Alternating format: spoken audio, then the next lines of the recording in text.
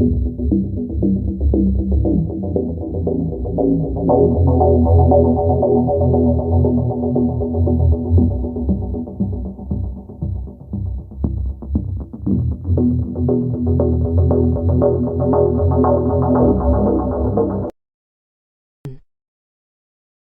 1. You are going to hear a conversation between an agent and a student. First, you have some time to look at questions 1 to 6.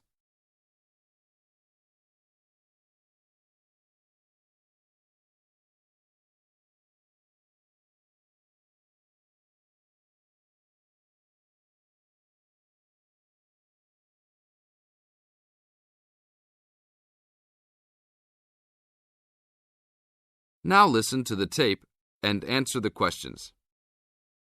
Good afternoon. Good afternoon. Do you rent apartments here? Yes, among other things. Are you looking to rent an apartment? Maybe, but I think I might actually be more interested in renting a house. Do you rent those as well? Yes, we do. Will you be renting alone? No, I have 2 friends that will live with me, but I'll be the primary renter. My friends don't have a source of income, which is kind of disappointing, but I do. I'm an artist, and I've already sold a number of paintings. I just moved to town to try to get more of my work shown. Oh, so you would like to be near the uptown area? That's where most of the galleries are, right? Yes, and there's a large area of homes only a couple of blocks away. Great. I don't have a car, so I prefer being within biking distance of the galleries. That would certainly be possible. Well, let me see. There's a large 4-bedroom house right off Main Street. That sounds good. I'd love to have extra rooms for my paintings. How much is it per month? Around $950. Ouch, that's too much for now. Do you have anything a bit cheaper? I have a 3-bedroom that's for $650. That is definitely affordable, but I did want at least 1 extra room. Is there anything else with more rooms? Oh, here's another 5-bedroom that's vacant right now. It's further away, about a mile from the gallery area, but they're only asking $800. That's a deal for so much space. Well, a mile isn't so bad. It's only a 5-minute bike ride, and that price is okay. I'd like to see that one. Can you give me the address? Sure. It's on 1566 Honeysuckle, Honeysuckle Drive, Wood Heights.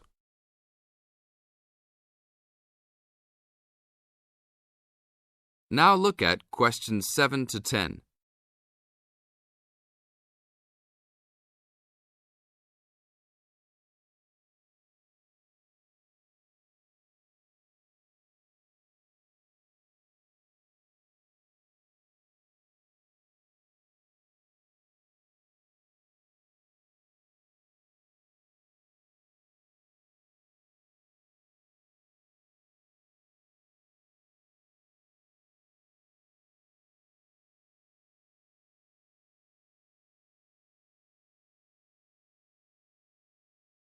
As the talk continues, answer questions 7 to 10.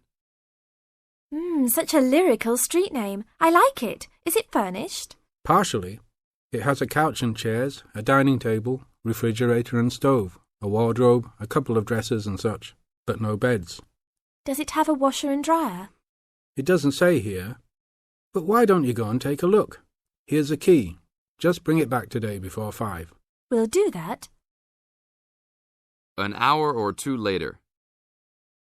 Hi, you're back. How did you like it? A lot. But I know why it's listed so low.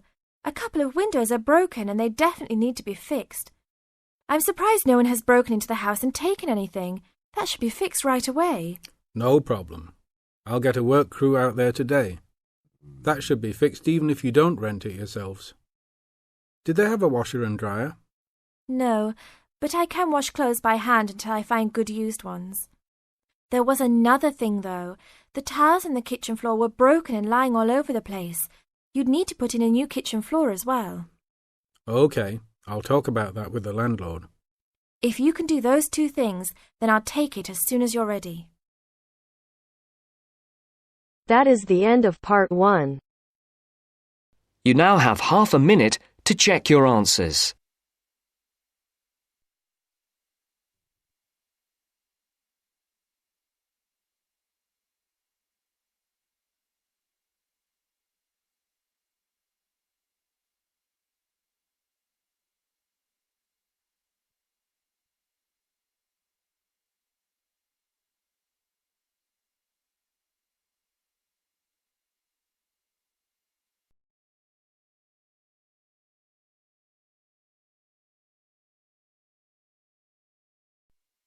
Now turns to Part 2.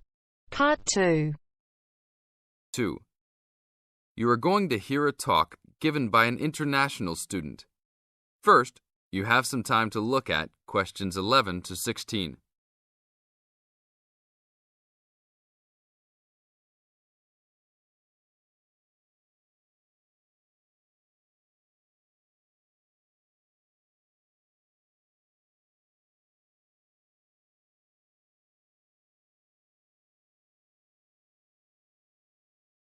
Now listen to the tape and answer the questions.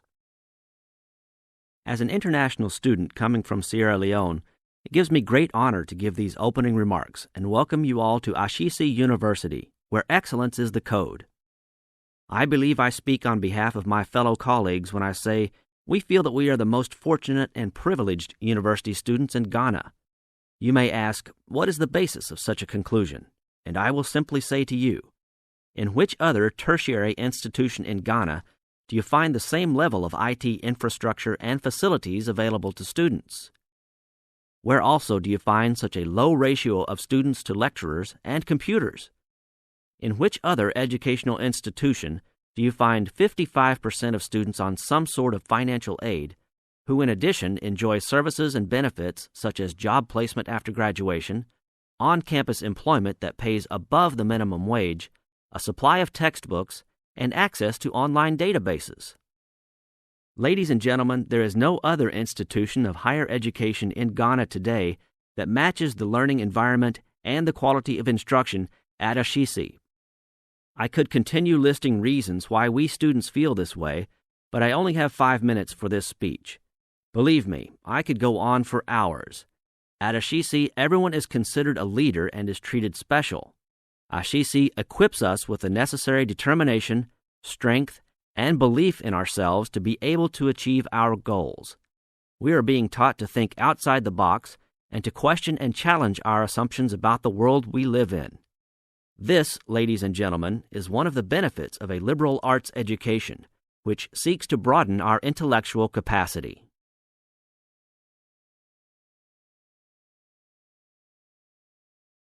Now look at questions 17 to 20.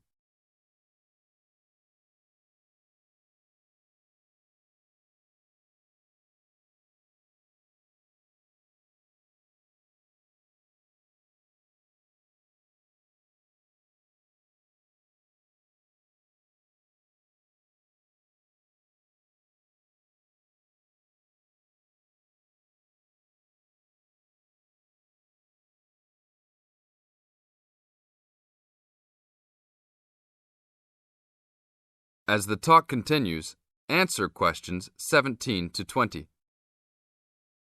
At Ashesi, we are also exposed to real-life situations and learn how to deal with them through a practical and vigorous academic program, as well as various seminars in which prominent leaders in their professions are invited as guests to interact and share their knowledge and experiences. Some people, even some of you in this audience, may believe that tuition at Ashesi is too high, but I say to you that the students here are unanimous in saying it is worth it. Not because we all come from well-to-do families, but because when it comes to one's education, you need to aim at getting the best from the right place. One's education defines who you are and what your perception of life and society will become. Ashesi offers us a top-quality education which meets high international standards. This is due to the strong linkages the school has established with 3 of the very best schools in the United States, namely Swarthmore College, which is ranked as the best liberal arts school in the U.S., UC Berkeley, and the University of Washington. In addition, Ashisi has recruited an excellent faculty consisting of lecturers from various countries, including Ghana, the UK, and the United States. These lecturers are among the best in their respective academic fields. I believe this is the school's greatest asset, a strong and knowledgeable team dedicated to achieving successful results from their students and who also love their job. I would like to end with a personal message. My fellow students, because we are among the most privileged in our society, we should take responsibility for our own destinies, make our parents proud, and create a legacy for those that follow us and Africa as a whole. We must give back to our society after completing school and achieving our goals in life, which I believe we all can if we properly utilize our time and take advantage of all that is offered here at Ashisi. That is the end of part 2. You now have half a minute to check your answers.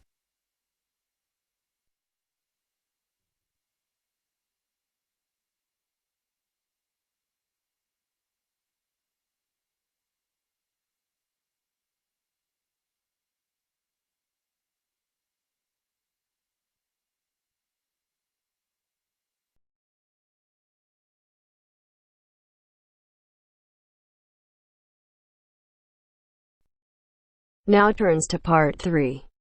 Part 3.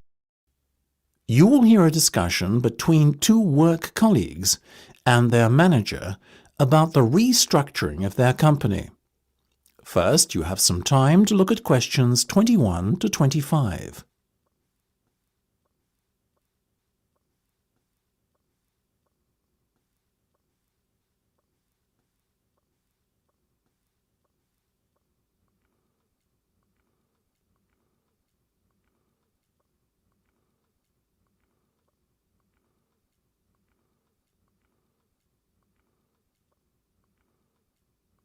Now listen carefully and answer questions 21 to 25. Come in, both of you. I believe you wanted to talk to me about something, is that right? Yes. Basically, all the staff are concerned about what the restructuring of the company is going to mean for them. None more so than myself and Nam, as we are the newest members. As I said to all staff at the meeting last week, there's no cause for concern. There will be no compulsory redundancies. All redundancies will be on a voluntary basis. Yes, we understand that, but to tell the truth, we just want a little reassurance that our jobs are safe. Look, Anne and Penny, the company isn't going to be short-sighted and let its bright young minds go. Besides, we've already met our target for the number of voluntary redundancies we want to secure. In fact, there's a waiting list. You know as well as I do that the age profile of staff at this company needs to come down. A lot of our employees are close to retirement age and are just going through the motions until they can take their pensions. That's why we decided on this redundancy initiative. We want to encourage those that would be happy to leave to do so and employ younger, more motivated staff. I guess that makes us feel a little better, but we're also worried about the upcoming salary review. What will it mean for us? Given the fact that the company's motivation for this restructuring initiative is not to cut costs, again, you needn't be worried that there will be a negative effect on your salaries. We are running a very profitable business and we will reward our top performers in the upcoming review. Both of you fall into that category, so you can expect a healthy bonus and salary increase. Simple as that. That's good to know. Another thing on our minds was the fact that with all these voluntary redundancies happening in the next few months, there will be a lot of positions opening up higher in the company. What we were wondering is, will the recruitment drive be an internal or an external one? Obviously, we will recruit internally where possible. That has always been company policy. So, if you're asking me will there be opportunities to gain a promotion in the near future, then the answer is very definitely yes. The type of candidate we would be looking for has a proven track record and is performance-driven. How can we improve our chances of getting promoted then when the opportunity arises? Well, in the meantime, Be prepared to take on additional responsibilities, especially those relating to the management of other members of staff. Obviously, the higher up you go in the company, the more involved you'll be in managing people. What the management team is looking for then is proof that you can work effectively with and manage other members of staff. Before you hear the rest of the discussion, you have some time to look at questions 26 to 30.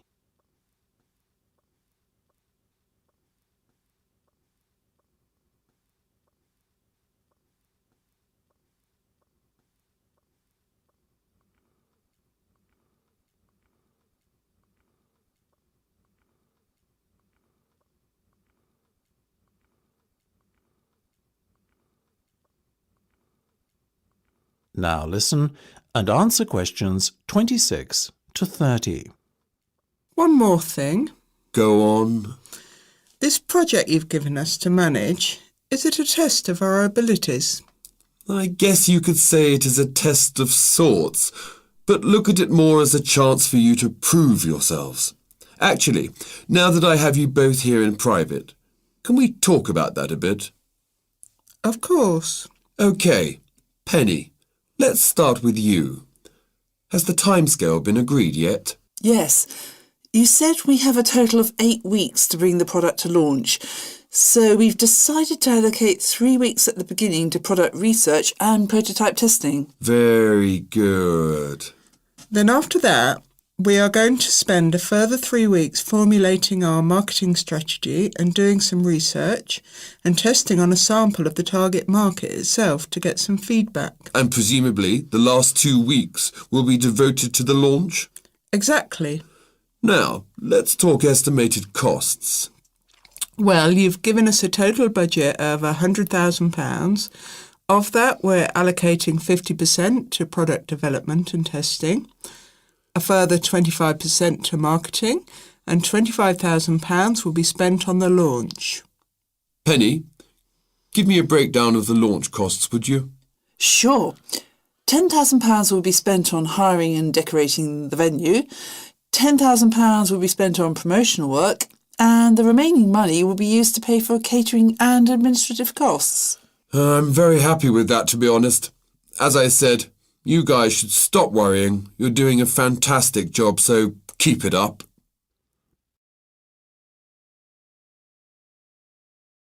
That is the end of part 3. You now have half a minute to check your answers.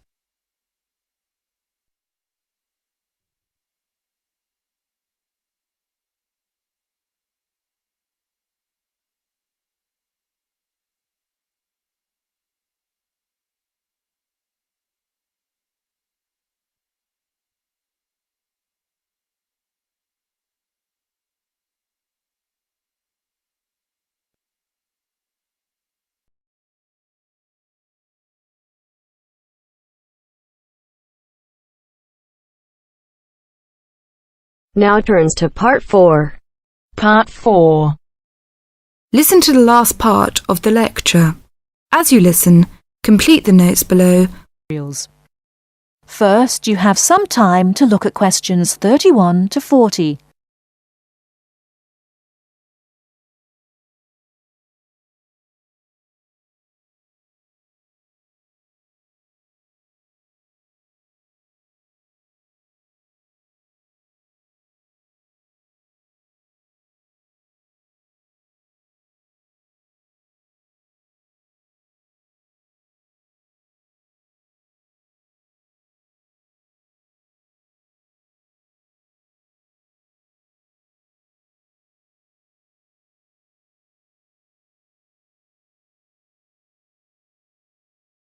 Now listen carefully and answer questions 31 to 40. Last time I said that a lot of Irish people left the country and went to England, America and many other foreign countries. Today I'd like to talk about the emigration. The effects of immigration were not all bad. The immigrants experienced a lot of hardship in their new countries. There is a famous story about a park in Shanghai where Chinese and dogs were not allowed. Well, in England, Until into the 1950s, signs for jobs sometimes read, "Irish need not apply." The immigrants often experienced discrimination, but they formed many organisations to look after their fellow immigrants. Many of these organisations later became very important. In America, the Irish chose politics as the way forward, and significant cities were controlled by Irish politicians. This movement reached its peak with the election of John F. Kennedy in 1960. His grandparents came from Ireland, and his election had a significant impact in Ireland, helping the process of recovery of self-confidence which we have today. Today, there are 70 million people of Irish descent living outside Ireland. In America alone, there are 40 million people, and 10 million of these people have a 100% Irish background. They carried the culture of their home country with them and adapted it to their new home. They made changes which would be unthinkable in the home country, and we often laughed at the Yankees' Irishness. In fact, any immigrant who came back to live in Ireland, often after many years, found it very difficult to fit into Irish society again. They had been changed by the experience. These immigrants have always had an interest in the old country. The American letter was a letter containing dollars sent back to one's family. More recently, President Clinton has been very influential in bringing peace to the north of Ireland. Riverdance itself was the idea of a dancer who was American, who applied American methods to traditional dancing, and the fusion was immediately popular. Modern Ireland has been able to use the disaster of the last century to learn modern marketing techniques and apply them, without at the same time losing what is distinctive about itself. Riverdance is a demonstration of that distinctiveness. That is the end of part 4. You now have half a minute to check your answers.